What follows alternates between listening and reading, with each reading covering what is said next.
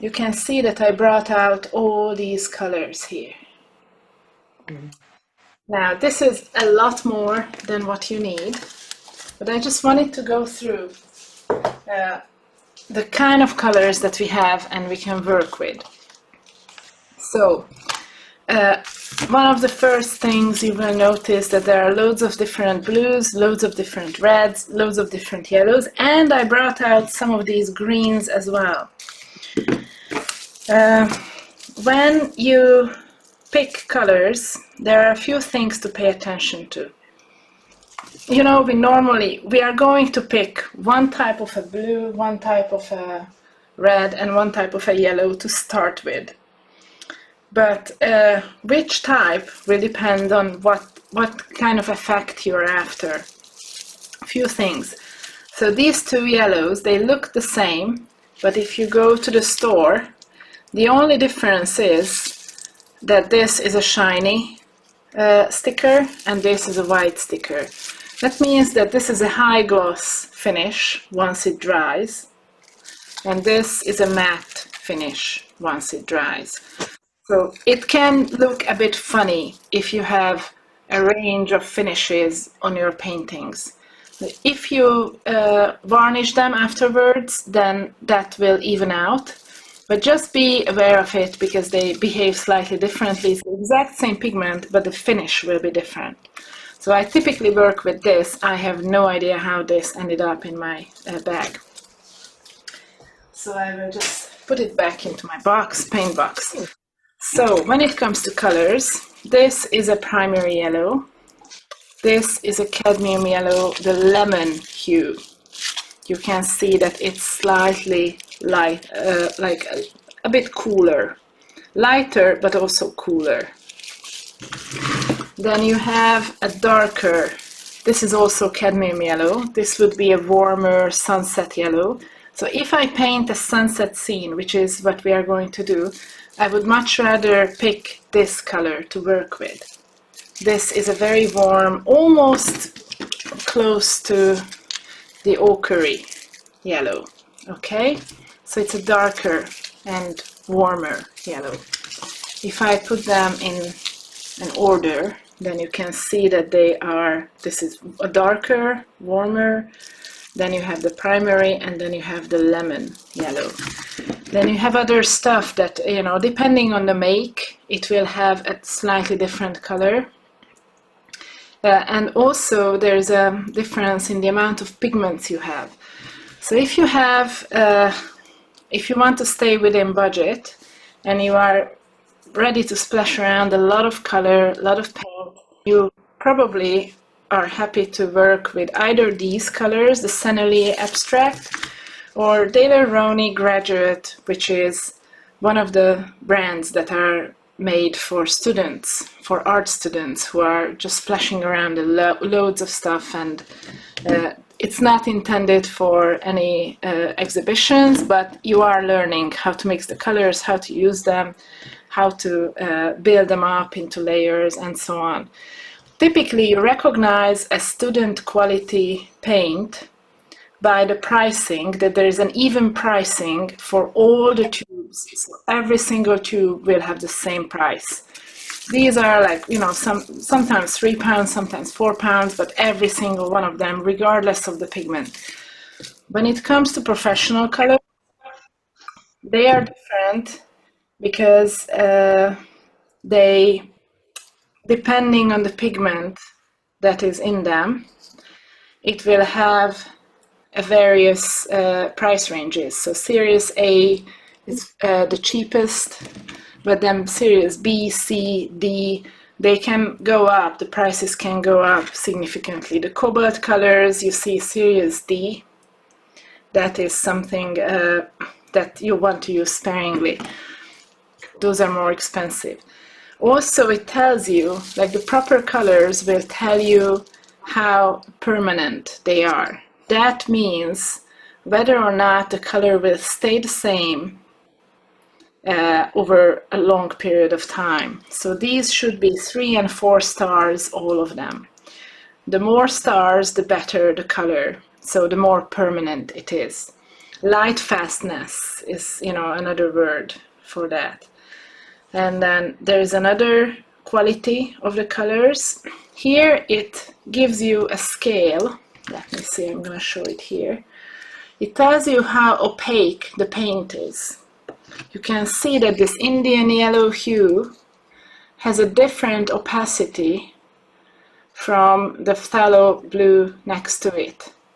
So it should tell you whether or not you can use it to cover other layers. Let's say I have this really old picture.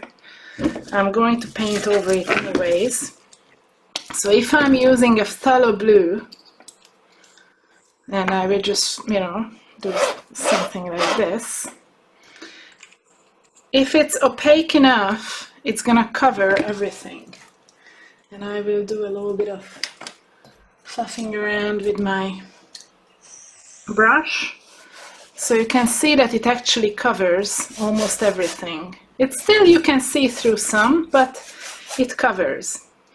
Now, as for, what was that other, the Indian yellow, which is a lovely warm yellow. It's a, you know, like a, somewhere between the mustard yellow of ochre, which is very, very dull. You can see that Indian yellow is more lively, but it's darker than the cadmium yellow dark.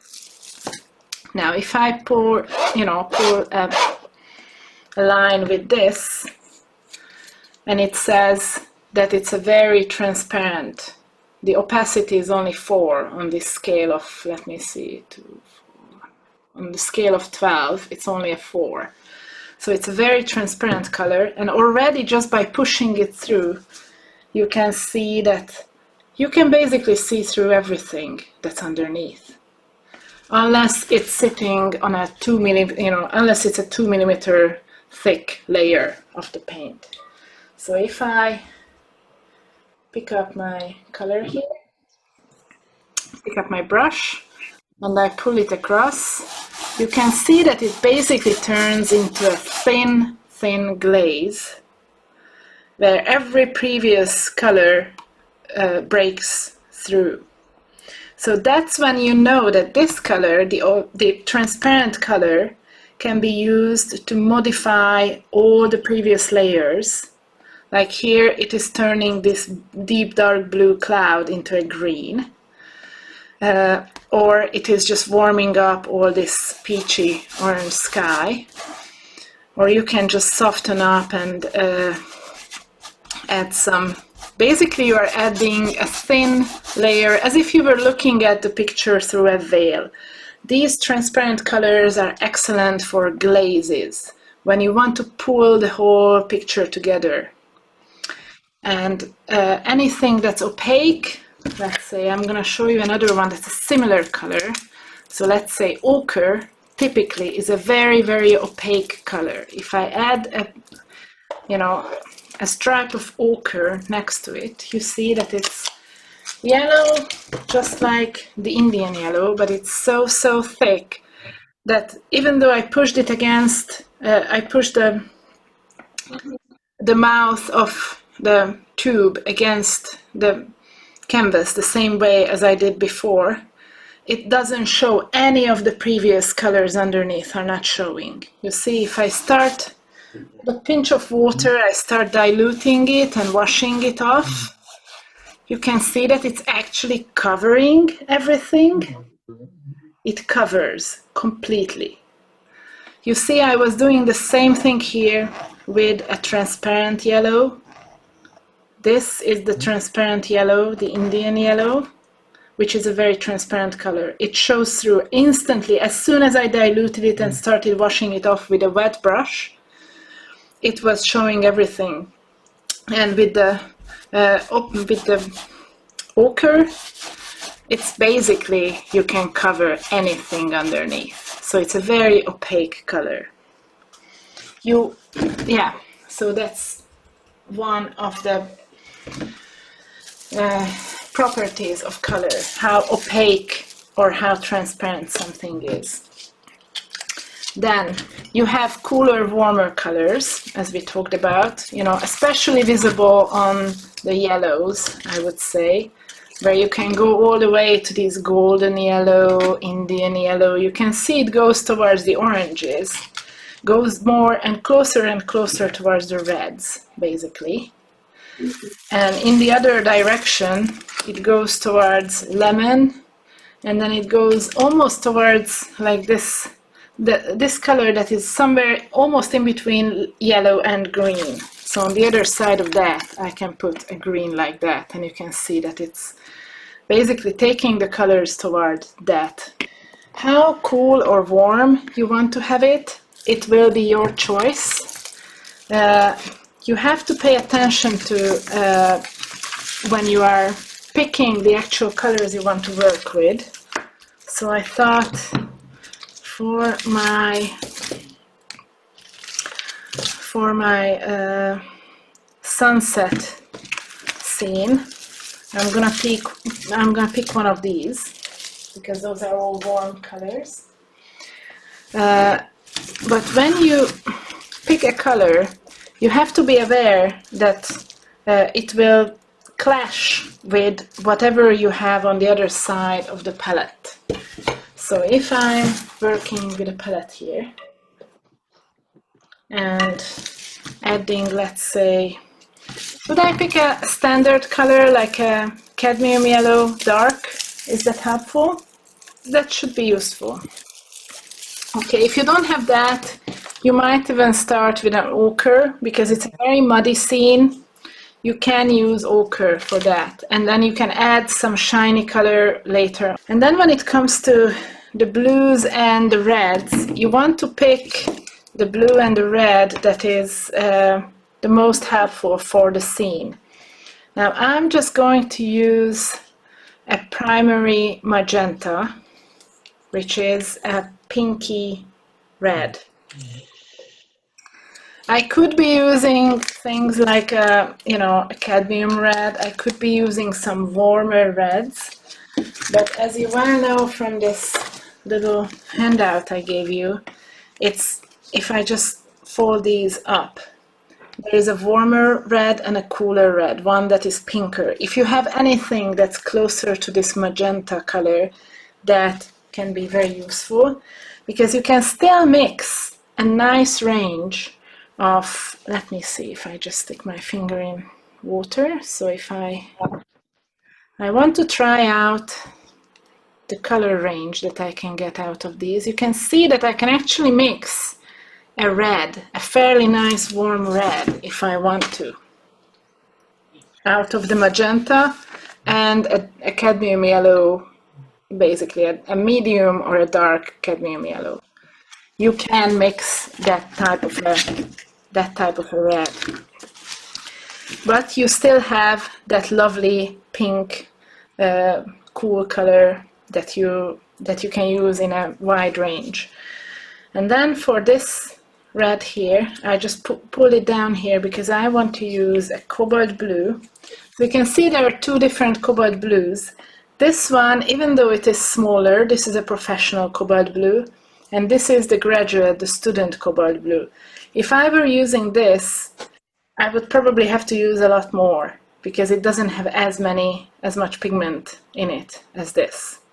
So sometimes it looks like a professional color is not a very big tub at your fingertips, but in the end, if you want to be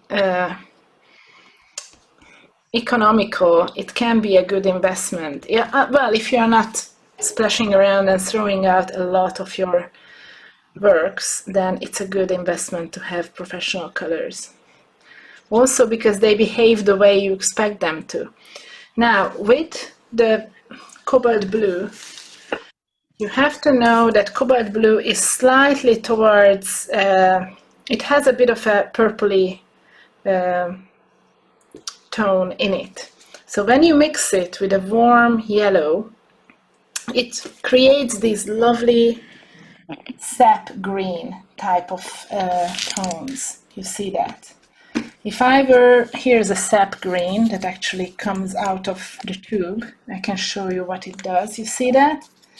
This is the difference between a green out of the tube and a green that you mix.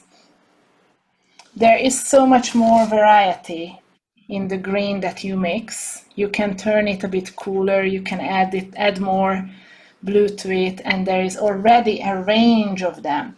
Here, this is just one same hue in different tones. So as you are diluting it or spreading it out, you see I just pulled it with my finger on the palette and it makes it lighter in tone. So this is a tonal difference between a lighter tone green and a darker green of the same pigment, but it's still the same pigment. It's fairly, you know, it's fairly uniform. But if you mix your own green in the same range, roughly, for a muddy sunset scene of a fishing harbor, then you are much, much better off with your own mixture of green. If you still need a brilliant, stronger, you know, one single pigment, you can always add a pinch of that. But it is very, very difficult to paint a natural looking scene with greens out of the tube. Any of these tubes of green that are manufactured, they look very much like plastic. So if you want to avoid that plastic look, then please mix your own greens. And that's also true for your oranges and all the secondary colors. They can look very unnatural if you are just using them straight out of the tube. In fact, I would say even the primaries that you pick, and primary I mean in the sense that these are the three initial colors that you start working with, just to minimize the headache that comes from, you know,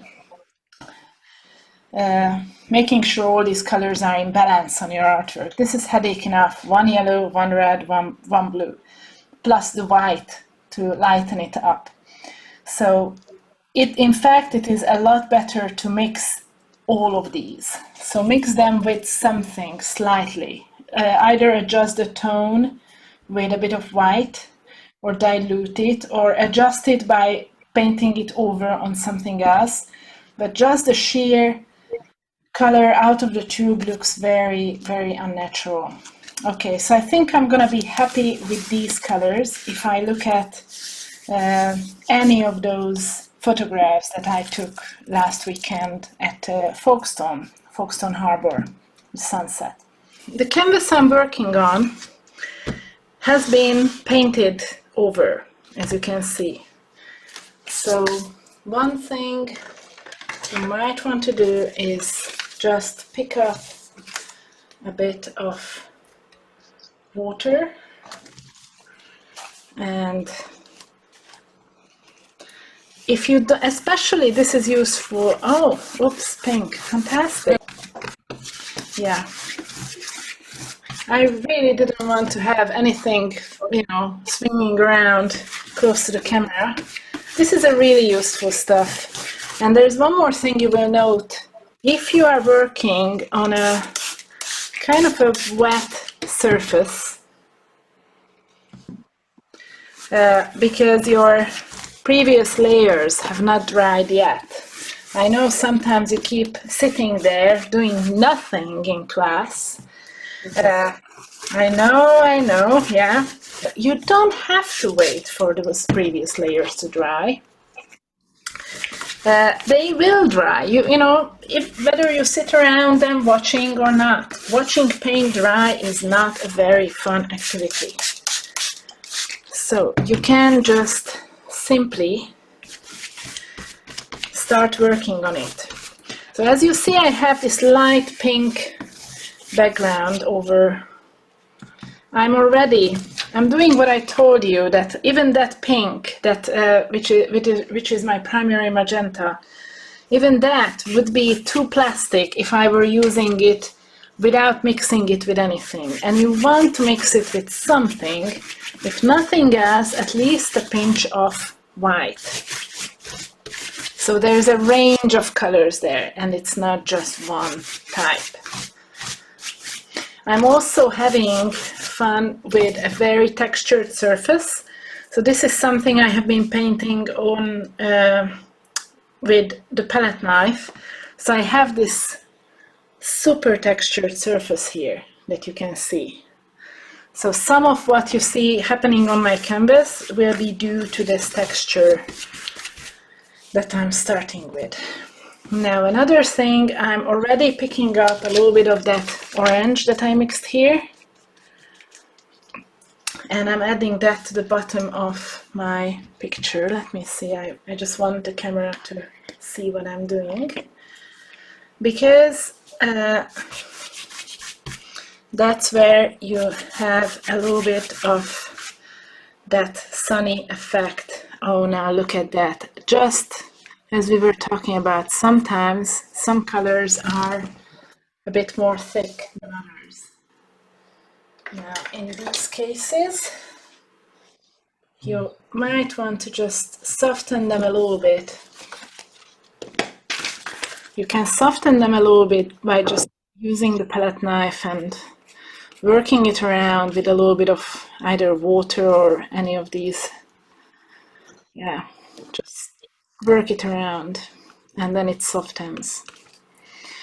There you go. So I clean the palette knife, wiping it off on my palette, and then I pick up more water and using this mixture of yellow, magenta and a bit of white in there as well, I'm establishing some of that sunny reflection that will have a lot of mucky, muddy stuff over it, but I want to have this light to start with. And I'm using this, basically when you mix an orange and you have that orange diluted with either white or just water, you end up with a lovely peach color. So when you are ever aching to paint with something peachy and soft, you start with a nice orange. Okay, I'm also adding some of that into the sky, because as you see on that photograph, there are lovely peachy, basically the same sun and the same color light that is lighting the water, and it gives it a lovely peachy, warm, orangey reflection in the water. The same light is lighting the clouds from below. And it is fitting, and it will keep the composition together, having the same colors all over. That's the idea of behind using a limited palette. It just keeps your picture together. Okay, there you go. I think I'm okay.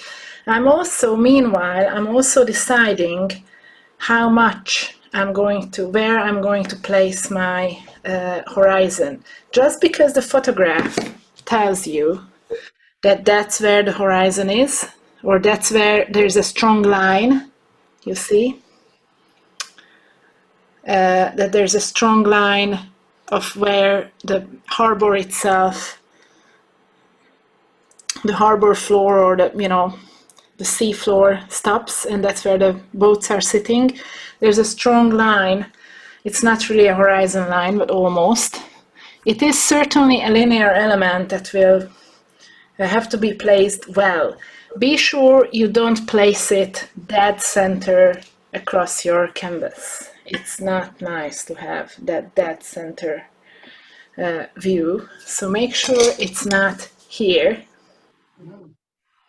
But it's either, you can lift it just a little bit. If you don't want to add a lot of this muddy thing, then you can just lift it slightly above the midline. Or you can lower it. Just make sure you pick what you like of this harbor scene. Feel free to manipulate this image. So just because I have it here, that doesn't mean I have to paint it this way. You can zoom in and look at it, how it looks. What is the scenery if you zoom in a little bit and you have more sky than sea and mud? Or you can have it almost like this and have an almost abstract of upside down boats reflected in the mud, and something of, you know, maybe the bottom of a boat up there. So there are several ways of doing it. You can zoom in on just those two boats on the side and the smaller ones. You can again add more sky or more sea. You can place them around. It's either way, it's your choice how you want to use that image. I'm going to probably zoom in a little bit, but I'm not just copying the photograph because I don't like to do that. So you can see my palette here, and I'm going to place this away. I have the baby wipes here if I need to clean something quickly. Now this is a setup I don't recommend you to have your phone or anything that's electronic nearby your painting table. So, okay, this is the bad example. Okay, bad girl, sorry. I'm using still my fine brush, as you see. It's about 3 or 4 fingers wide. So I'm just splashing up the main composition. If your colors are drying up on your palette, you can just spray them, or you can put your finger in your bowl of water and just sprinkle it. Okay. Now, looking at all that scenery, I'm going to add a little bit of this purpley. Let me see. Do I want the boat here? Yeah, I think I would like to have the boat here. There you go. I'm just adding, you know,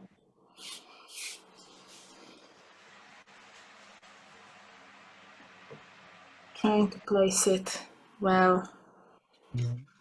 Also, the lovely thing about this type of a brush, the flat brush, is that you can place these strong lines instantly, right away, at this sketching phase.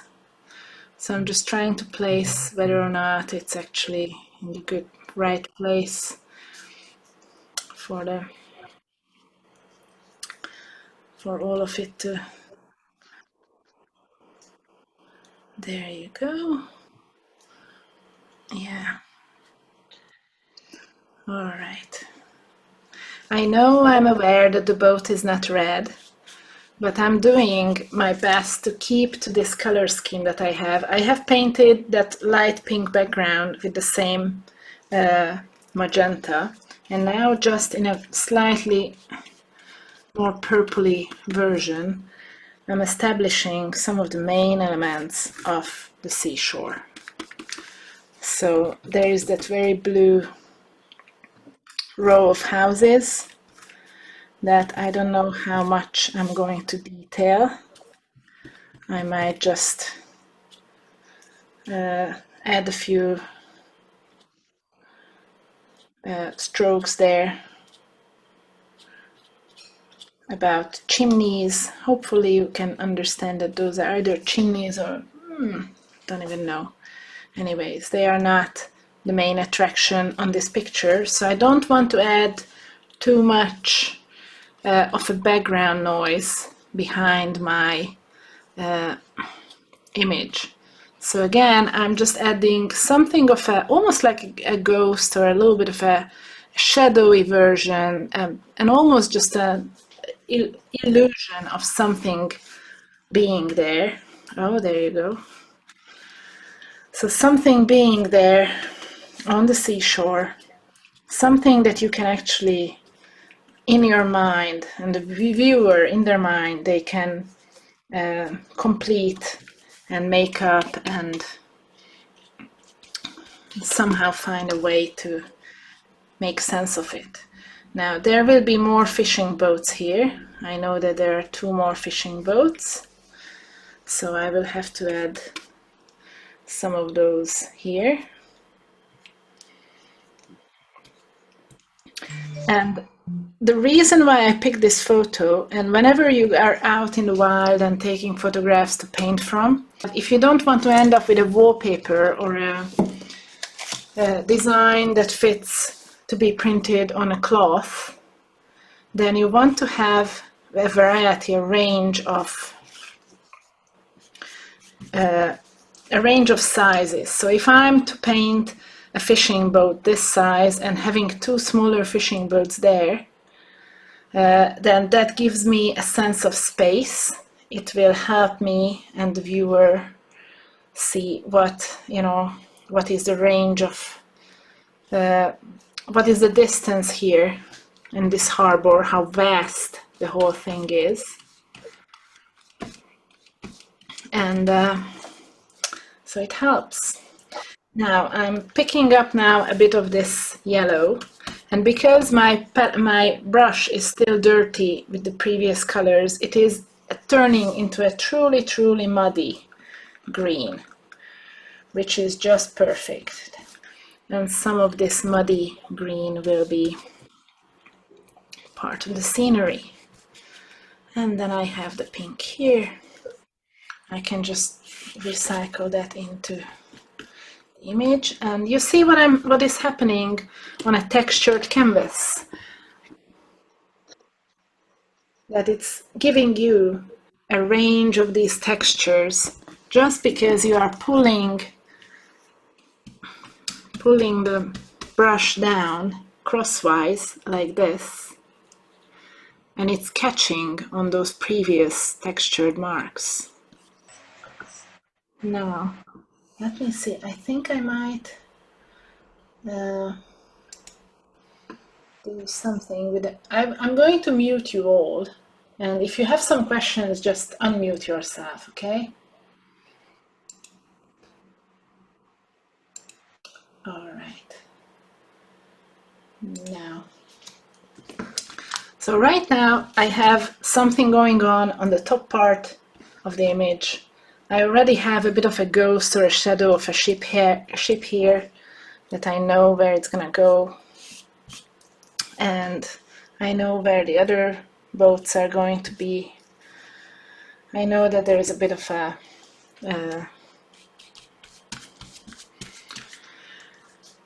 some houses over there, and maybe I can add something green, though it's not even necessary. Still going back to the purples, I'm trying to find a nice hue of this purpley that is darker, but it's not too dark, because I want to establish a few of these clouds a little bit more.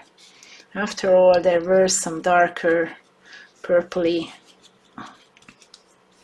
clouds on top of, you know, just floating above our head. So I'm placing it there. And while you are working, as long as you work with the same brush, again, it has the same effect as working with a set of colors. It will basically keep your picture together. Even if occasionally it looks funny to have these strong lines, linear patterns on the sky, for example, still it has that lovely uniformity that comes from just working with the same tool.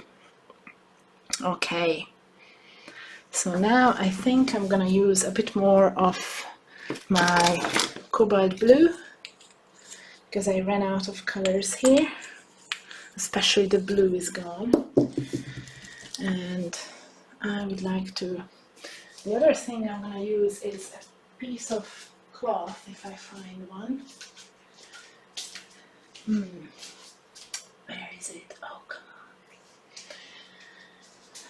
on. Because I want to get rid of the white that's in my brush and start painting some darker purples.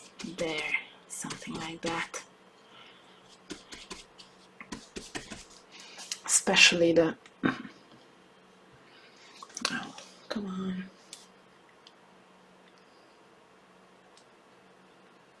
Okay. Yeah.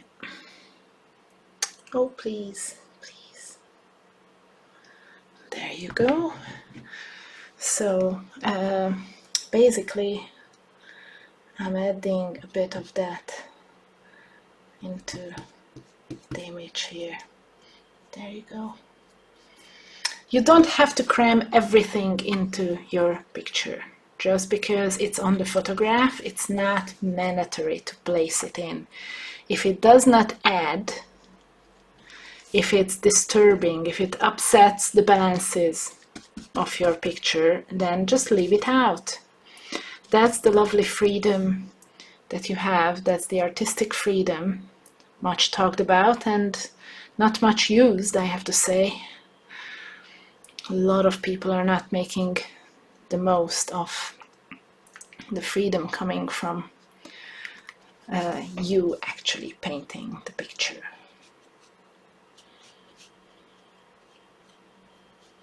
There you go.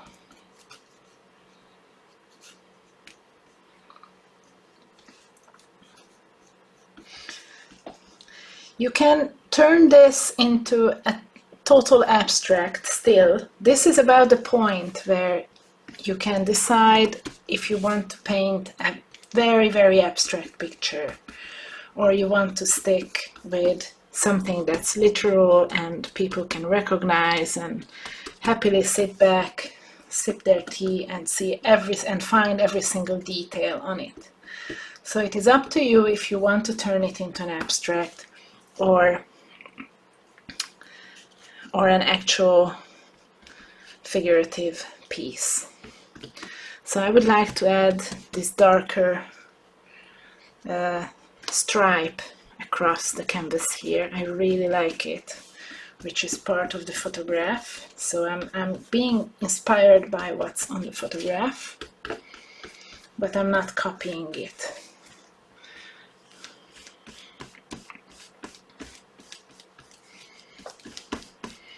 So there you go.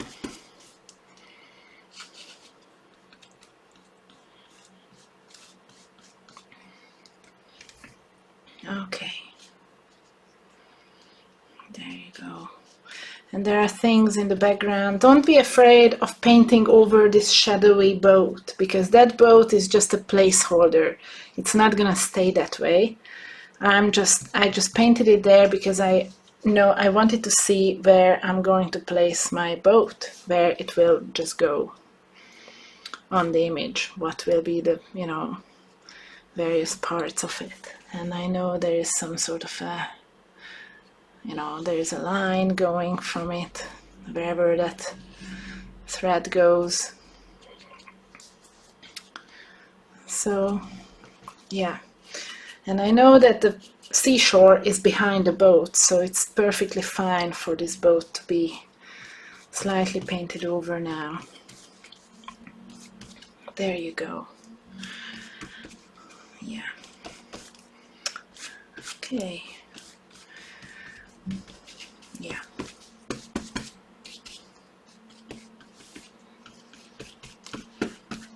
Yeah. Okay. So I'm done with my brush. Now it's time to turn to my palette knife. I have everything I want to have on my picture, everything I want to paint later on. The one thing to pay attention to is now, please keep your brush in a pot of water, otherwise it will cake on. When you start painting with the palette knife, you will see that you work with a lot more paint. So you will need paint in quantity. Still sticking to the same cobalt blue, primary magenta, and if I can do something with this. Oh, this is the way to solve my problem. There you go. Ha.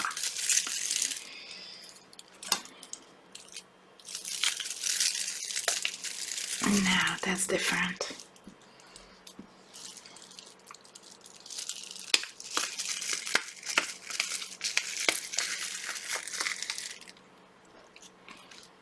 All right. So I'm going to pick up my palette at this point because I will be working a bit more closely and a bit more quickly. Let me see, there is a wipe. If you don't have a rag around or an old shirt or something, then at least a palette, what is that, a baby wipe will help you. And wiping your palette knife is much better than washing. So washing your palette knife will take forever, but you can just wipe it off like that, and then you have it clean. Take care, because some of these, especially older palette knives, can be just so thin and sharp that you can even cut your finger with it, so just be careful and mindful of that. Okay, I want to have a little bit of that white spread out in various places, ready to use. And then looking at the image, there you go. I'm going to start with whatever is in the back. So whatever is behind everything, guess what, is going to be the sky. So some of that sky is going to be blue. I know the sky is blue. It's, it doesn't have to be blue, but it can be blue. You can leave the sky as it is. You don't have to paint it blue. But because I'm going to work with this palette knife technique all over the rest of the canvas, it looks much better if there is a bit of a coherency and there is more of the same type of either brush mark or palette knife mark in this case than the rest of the image. So it can look funny if your background or the sky or anything is kind of left behind compared to the rest of the painting that is developed with this broken color effect that is the result of the palette knife. So you can also, you keep mixing batches of color, and when there's a major difference you can still go back and kind of recycle that new batch of color. You see what I'm doing there? So it looks like that variety is on purpose, which is true, because it is. I do it on purpose.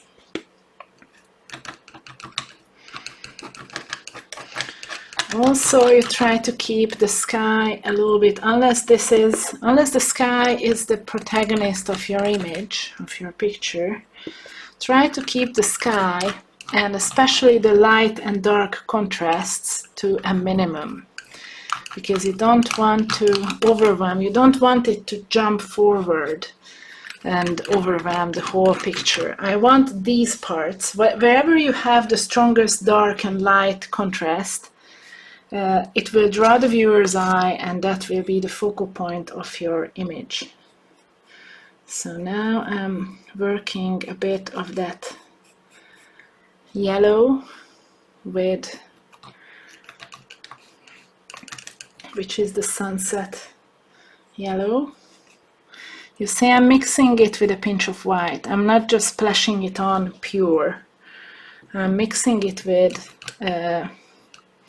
white, and it gives me a nice range of light yellows, which will easily look like the sunset that I'm painting. And the reason why I'm painting the sunset first is because these clouds, the sunlit clouds and the sun shining through the, I don't know, how do you call it, not the cockpit, but wherever.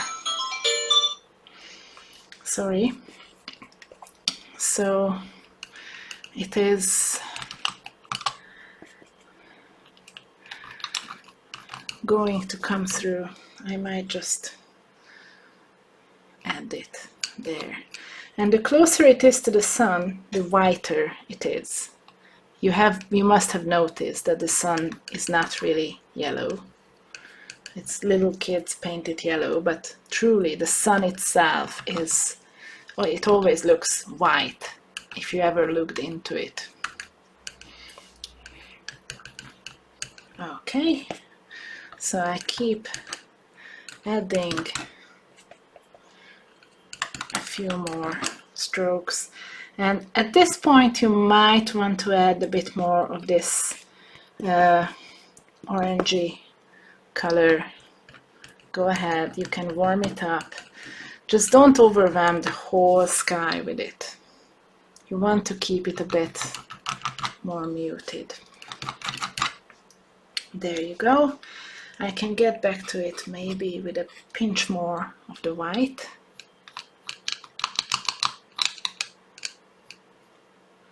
Because there is a really, really strong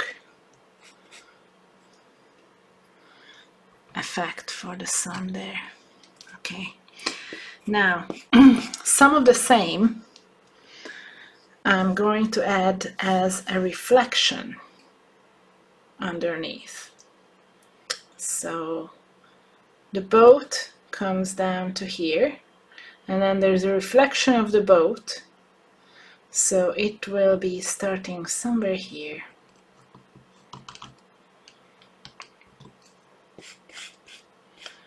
Because every time you paint something that's above the water, if there is even, maybe not even water, just a wet surface, even the wet sand, you know how shadows and the various figures are reflected in it?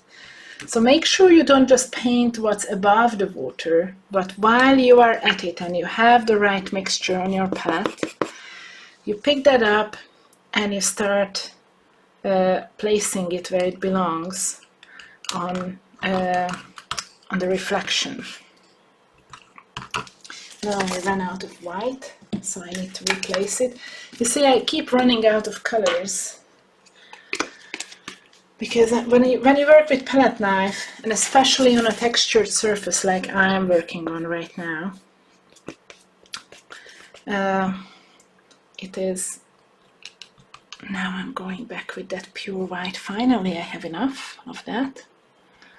Oh, that's lovely. Yeah.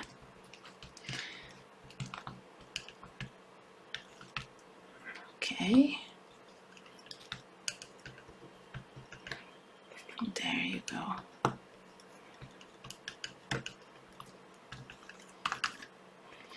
And it's gonna be very nice because I will have these darker whatever parts of the fishing boat are sticking out against the sky, so I'm gonna have that as well.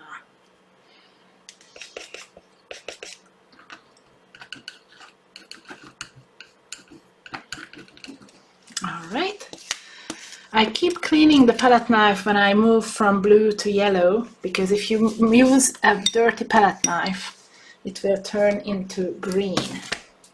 So when you need a certain color in a fairly pure form, make sure you clean the palette knife. So I'm picking up this white, and because this is where the sun is, I'm gonna go back and add. You see, I'm adding this white, and I bring you closer with the camera. I'm adding this white on top of that yellow. So I initially started with that yellow splash. And now I'm placing some of that white highlight on it. And when I see that I failed to add enough white above, then I go back to that part of the image, which is that's the back of the boat. And that will be reflected right there. So every time you have something above the water, it is reflected straight below. So imagine, look at anything that's above the water, and that will be reflected straight underneath, straight underneath. That's why I was pulling down the brush straight down. You never pull it at an angle if it is a reflection in the water. I'm just saying that because I've seen a lot of that. And it's not always that people realize that you need to keep straight, that reflections are straight. Okay. And you see right now it's not much of a picture yet, but you already begin to see the various details. If you are lucky to have a pre-textured surface, which is what I'm working on, then you can just pull down the palette knife across those bumps and it will catch the new color. If you are not so lucky, or maybe you didn't ruin, it's not really luck. I wasn't happy with the previous painting, so come on, I worked for it. Then you can just place your palette knife and do these, you know, smaller ribs in the back and larger splashes of the same in the front.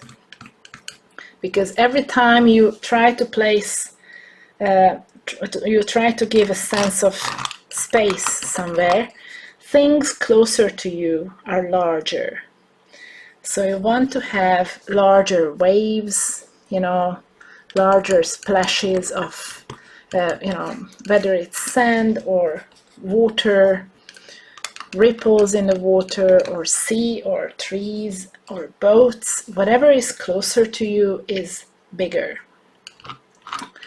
So you just by adding one of these larger shapes here is already helping me establish this as something that's closer to me.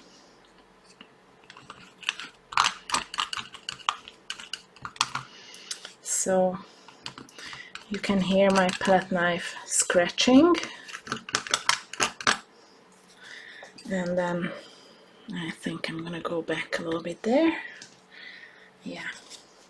So all this is just, you can even just pull down something if, you know, if you find that there is a shape. There's going to be the cabin where, what is it called, a bridge, where the boat captain would sit normally. That will be reflected in the water all the way and in the mud, because it's all wet surface, it's all reflective. So I'm adding that. And then I go back to pick up a little bit of that orange, because one more thing, that as you can see closer to the horizon, that's where the sun is. So I don't want to have all that sunny effect all over. I want to soften all these strong whites everywhere. But because I'm indoors, because the humidity allows me to, and it's still wet, I can go back over this still wet white and soften it with some of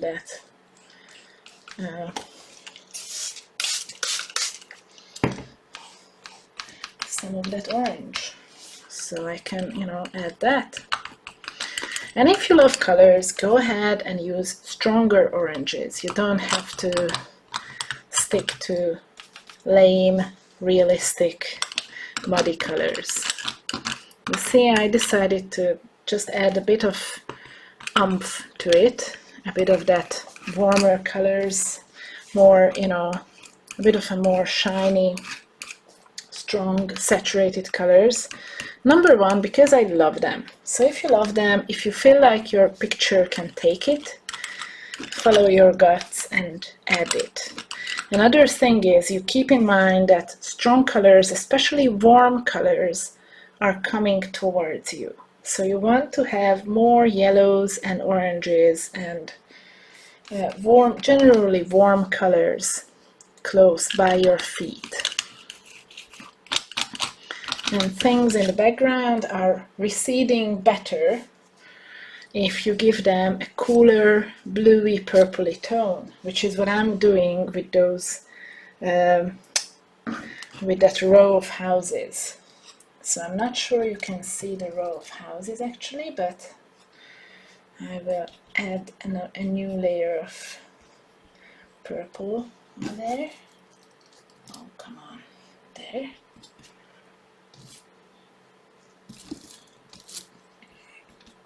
So I picked up that purple and I'm adding it right here.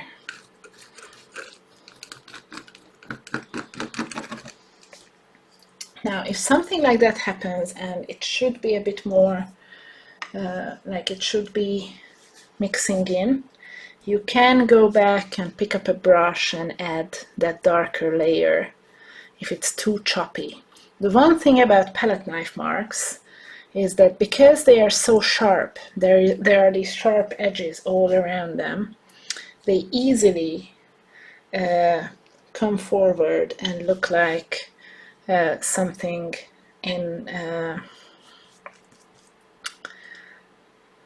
how should I say, yeah, so there I wanted to have a little bit of a purple in the background as well, darker, just darker shapes. So I'm adding that, and then I can go back over it with the palette knife.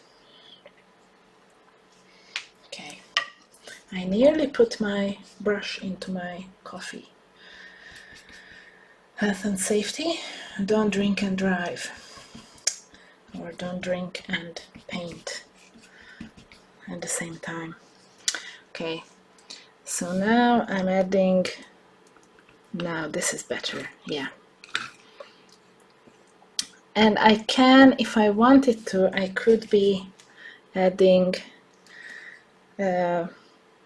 colors that are reminiscent of those windows in the background, but you don't have to. It's not mandatory. Again, just because those windows are there, it doesn't mean that you have to add them. A little bit of that purple I'm picking up and adding to my white. So every time I work with a color, like here I had that purple mix, I'm adding that to the white here, and in a lighter mixture I'm putting it back here into the image. The same color, the same pigments that I have there, I'm recycling them back into the image. I had them here as well, and then I place them into the reflection, because the same color will be reflected everywhere. It is there. If you see it above the water, then it will have to be somewhere in the water, reflected in the water. Alright, and now I'm going back to the purple, a bit of a darker color, and mixing this darker purple for some of those boats. I would love to paint those boats that are in the background. And again, anything that's in the background,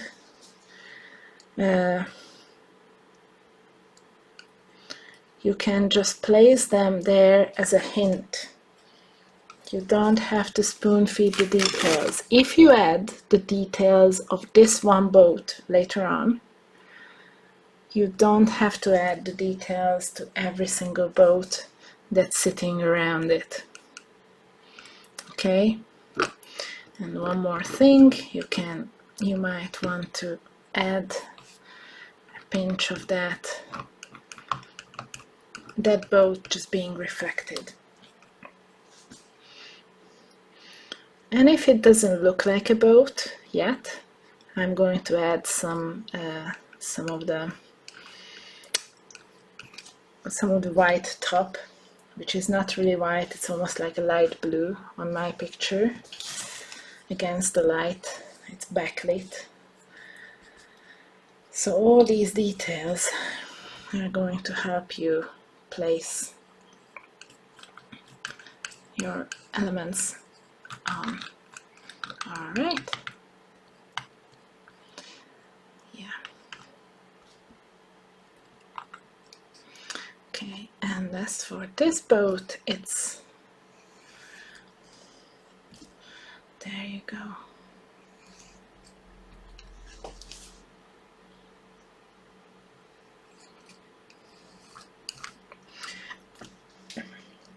Hopefully you can see, sorry, hopefully you can see that this image, these boats are already coming together. Okay, I just switched hands. So that these boats are already coming together, even though they are just a very, very choppy image. So if I go back on the top here to place those reels, whatever they use to get their nets in,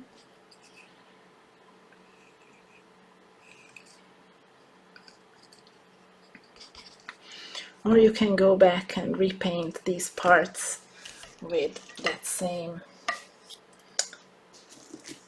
brush that I told you about, that you can actually just place it like that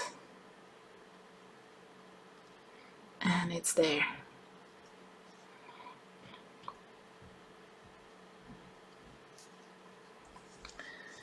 I have no idea what the rest of this mess is on the boat. I'm not a fisherman, so I don't really know, and I don't think we all need to know. But what I do know is that you need to have something of a reflection of those elements. So if you can please try to add, just imagine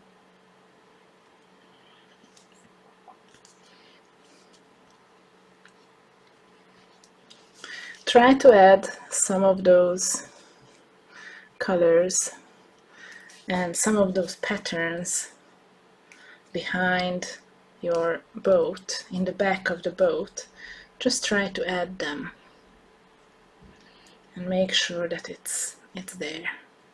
You know, they have those little flags, stuff sticking in the back out, so make sure you have those in the reflections. Again, right here you want to have it. I keep looking back, which you don't see my eye moving back and forth, but I keep going back for more information to pick up more ideas from the actual photo. So I'm adding this, and then there's that. There are just patterns. I have no idea what these shapes and forms are that are part of the boat and what they are doing there, what their purpose is. And I'm just adding them because I know that the boat has them. So I place them up there. Yeah.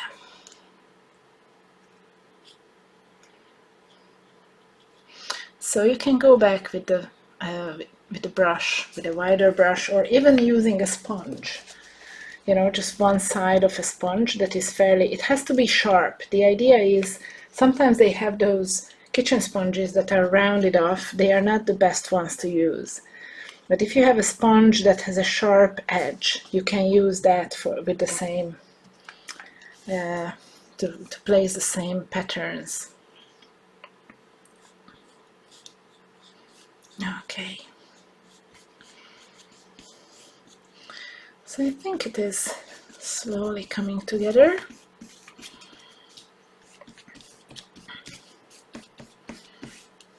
And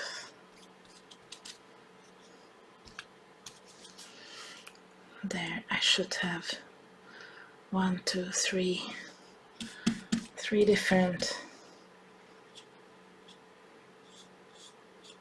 There you go.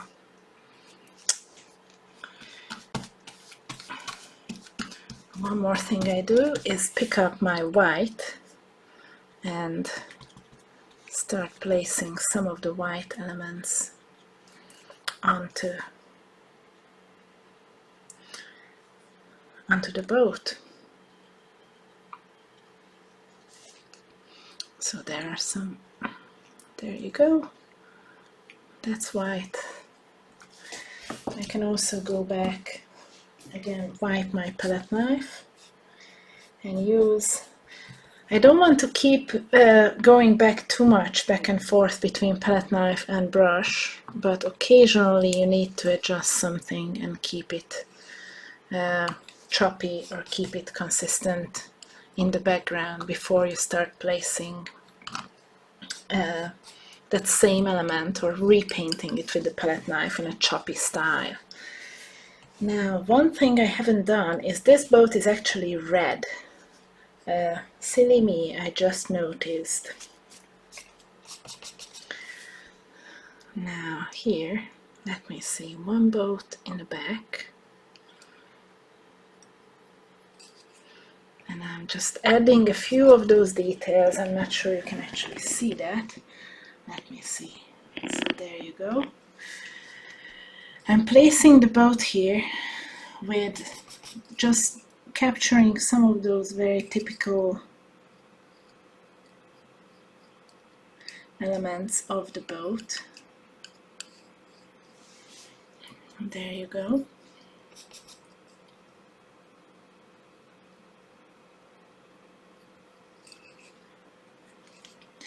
And I'm doing the same with the other boat, which is almost invisible here. But I have a lot of various, it even has orange bits on it, so I will have to get back and add a bit more of the details without overwhelming the picture. So if you add too much detail to something that is not the focal point of your image, it's gonna ruin or unbalance your picture. You don't want to do that. Now, some of those, yeah, there you go. Okay, and then I go back for the orange. I am mixing now a little bit of the orange.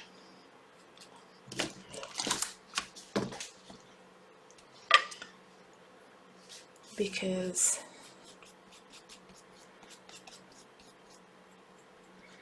that will be the color for my boat.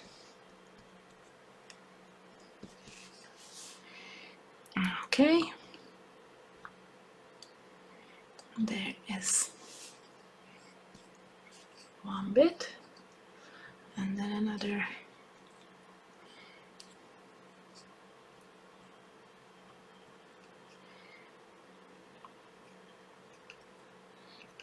And you see this choppiness that comes from having an underpainting with a sponge or a brush, and then having a second layer painted on with the palette knife, adding this broken effect, which just invites the viewer to make up their own understanding of the same subject. You know, they have to look at it and it's like, oh, what is that?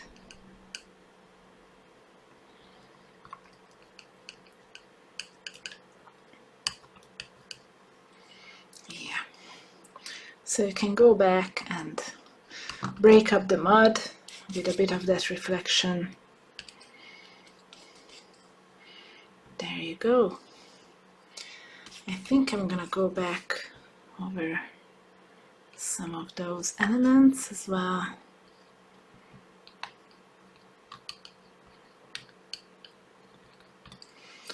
There you go. And now I go back for the orange, the actual orange, because I told you that some of those boats on the side are a bit, they have that pinch of orange.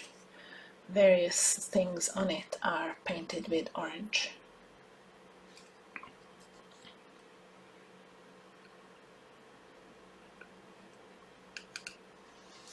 And there you go. And I think I'm gonna do something there as well.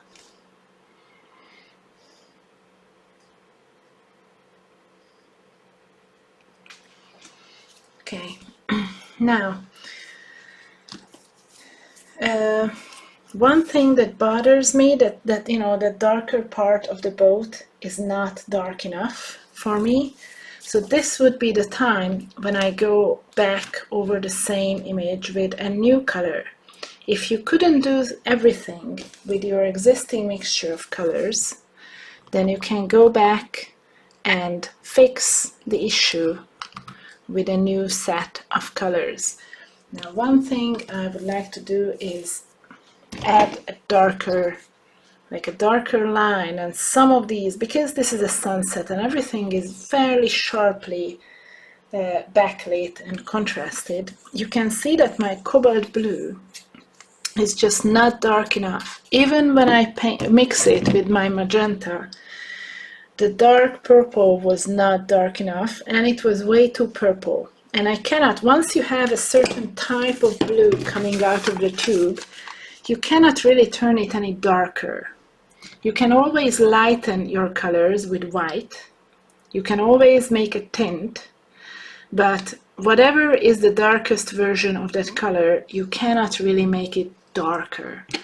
Now, the one thing to do here is you either stick with this scenery and you decide, okay, this is an impressionistic artwork, and I'm not going to play with too much dark versus light, because Impressionism is about cool versus warm colors rather than light versus dark.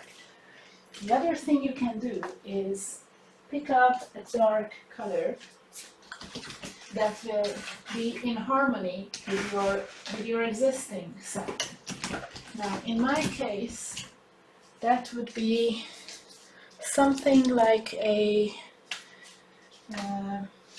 sorry for the noise. I'm going to put it up here.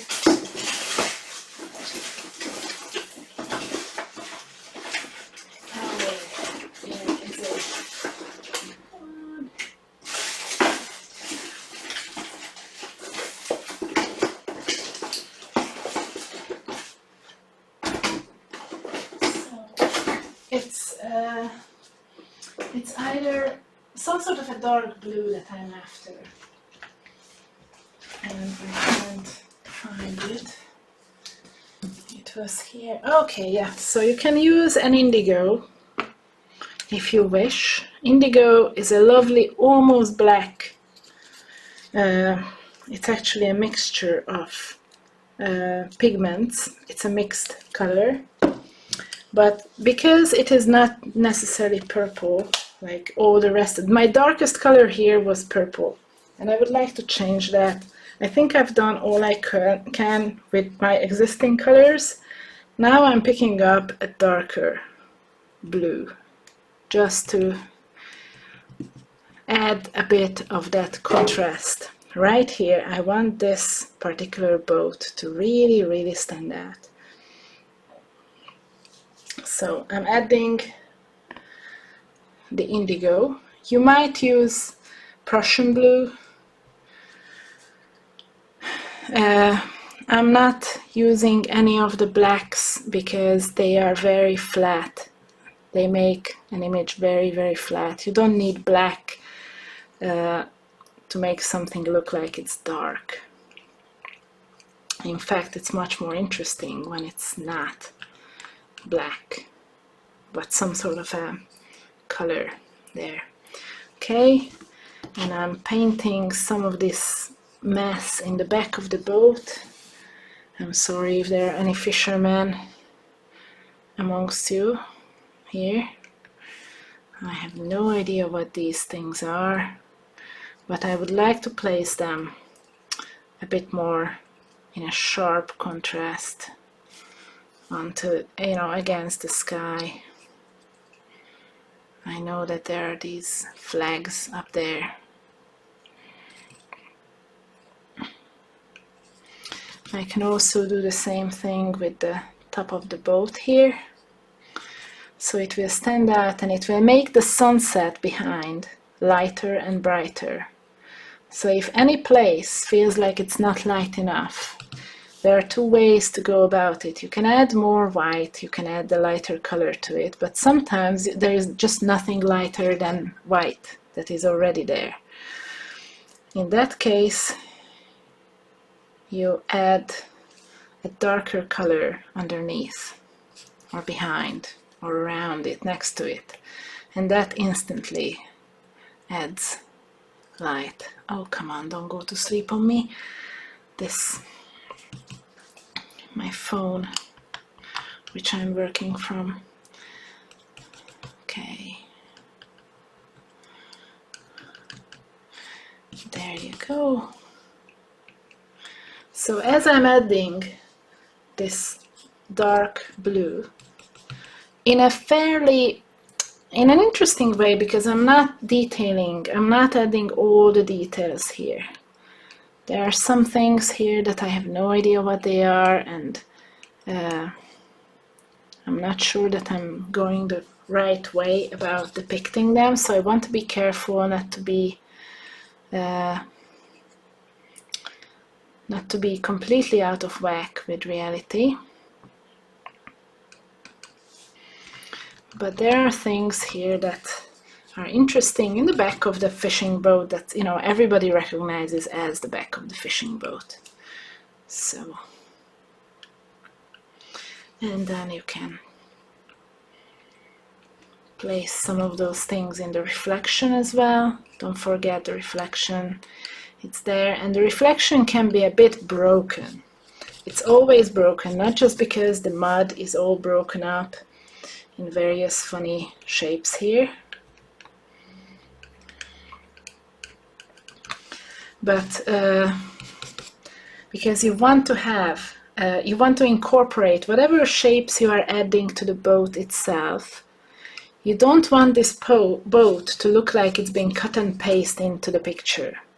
So whatever color or effect you are giving it, you want to add the same thing to the reflection and to the surroundings as well. You want to keep that coherency of colors in the picture. So that's why you are adding that. And now you can go back and add the same color if you didn't run out of it like I did. So you can add the same dark to the other fishing boats there. I need more indigo. And I'm nearly done with the image. I'm nearly done. You see, I just needed one extra color here, I would say. Yeah, there you go. Yeah, a bit more of that. And it's okay to add some of that similar colors to this same dark.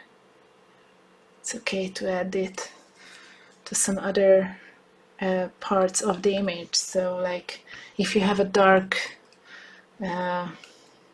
skyline there, you know, that needs a bit of that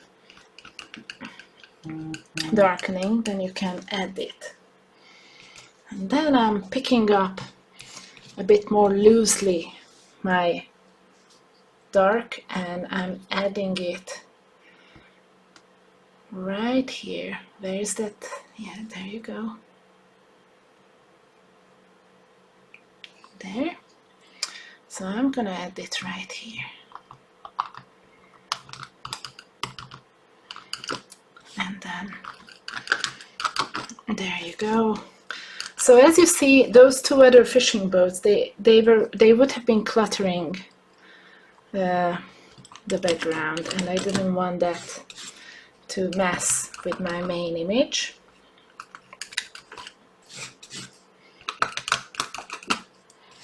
And there you go. I ran out of blue again. Oh, there is a lot of color to be used here. So I'm almost done, and because my head is getting a bit tired of all this, this is the time also to step away from your work when you feel like you have done what you could and then come back to it maybe tomorrow, or you know, after a couple of hours, a bit of a break, and then finish the work, whatever else needs to be fixed on it. So I really like this abstract part of the harbour. I loved the water being down at low tide, and everything is just a big, messy, sticky, smelly, gooey thing. And it's absolutely gorgeous. I love old fishing boats. At least occasionally. I wouldn't live on them. I'm not sure I would know how to work with them. But when it comes to painting something that's an actual rugged, lovely scene, I love them. Okay, so that's pretty much what as far as I would go. I would need to get back to this probably tomorrow and see what else I can add. I might soften a little bit some of this water. I might add a little bit of like a whiter wash. Like I have this right here on my brush. I might just go back and do a little bit of this, you know, just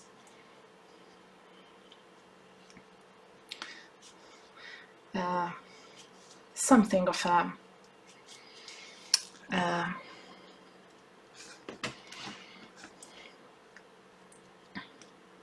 less sharp effect right here.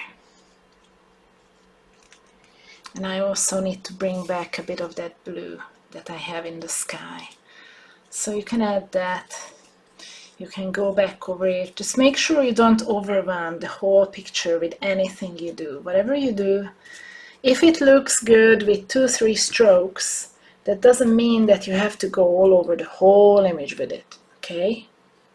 So you don't want to add it everywhere, all over, because it can be very cheesy. It can look very contrived if it's all over. Let the viewer, keep them guessing a little bit. Let them have fun figuring out what you meant by certain, you know, patterns that you have there. It's okay for them to think a little bit. I'm a big believer in people using their brains. So, and I'm being a teacher, I also sometimes feel like it's my vocation to make them think. So that's why I do that. There you go. Okay, so you can keep fiddling with it.